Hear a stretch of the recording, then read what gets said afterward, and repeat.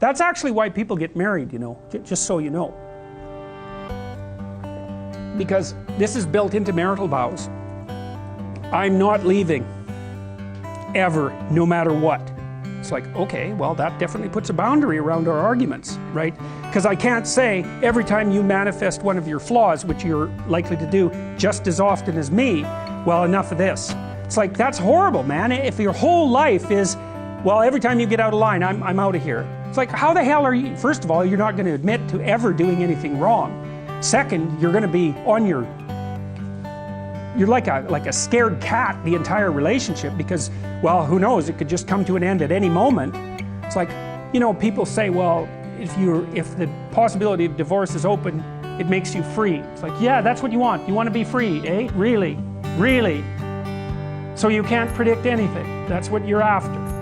It's a vow. And it says, look, I know that you're trouble. Me too.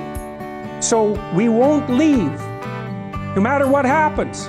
Well, that's a hell of a vow, but that's why it's a vow, right? That's why you take it in front of a bunch of people. That's why it's supposed to be a sacred act. It's like, what's the alternative?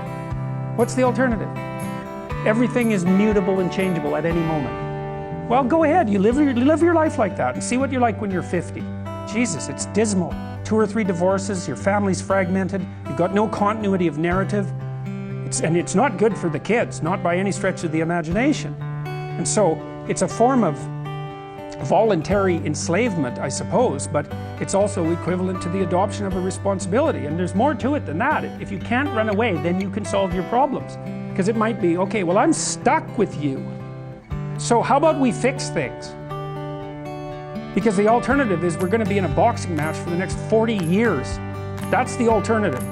So, and you think you're going to fix problems without something like that hanging over your head? There isn't a chance. You'll just avoid them because that's what people do. It's really hard to solve problems, especially in a relationship.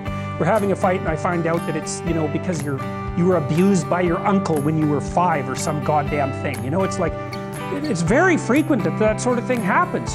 There's your partner's, you know, manifesting some weird anomalous behavior. You just can't make heads or tails of it. It doesn't seem related to what you're doing at all. They don't want to talk about it. And so as soon as you bring it up, they get mad. And then you bring it up again, they even get madder and they tell you that you're not going to talk about that or they're going to leave. And so maybe you're really, really persistent because you're kind of a son of a bitch, and then they break down and cry, you know, and then they have this horrible memory that comes flooding forward that's completely, you don't know what to do with it, and then you have to sort it out. It's like, you think you're going to do that unless there's a good reason? You have to know, we better sort this out or we're going to be carrying it around for the next 40 years. That maybe is enough motivation so you'll actually try hard to solve a problem. It's a lot easier to say, well, sorry, we're not going there. But then, good, you'll have it every day, every goddamn day for the rest of your life.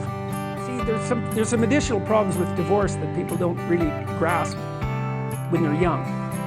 Like the idea that you can be divorced once you have children, that's kind of a stupid idea, because you can't. You can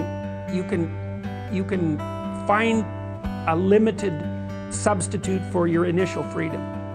But if you have kids and you try to get divorced, the probability that that's going to demolish your life is very, very high.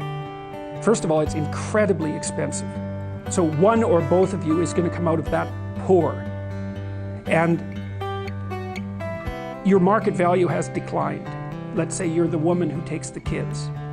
Your market value has declined radically. You're going to be poorer. The man, he's just as screwed because he is now an indentured servant and there's no escape from it. So it's not so bad if you can negotiate a peaceful separation, and some people can, but lots of times if you have a terrible relationship, it's not like negotiating a peaceful separation is all that easy. But if you're at each other's throats, good luck to you. I think it's roughly equivalent to having non-fatal cancer. It is not pleasant. It's a 10-year process, 15-year process. It'll cost you $250,000, and it'll tear a big chunk out of your life. And also, it will really disrupt your relationship with your kids. And you know, you bring kids into a step-parent family, they do not do as well. Step-parents are not as good parents as biological parents, and the data on that is clear. Now, obviously there are exceptions, because there are terrible biological parents, and there are wonderful step-parents. But if you look in aggregate, It's not that easy to care for children. You need everything you can binding you to them. And if they're someone else's children, mostly they get in the way of the person that you love, right? Well, let's say you have a child, I'll be right out. Let's say you have a child and I want to go out with you. Every second you spend with that child is the second you don't spend with me. And there's going to be a price for that. I'm not going to be happy about that. And if I have a child, you're going to feel exactly the same way. You might say, well, no, I love children. It's like, yeah, sure you do. I doubt it. You might love your child.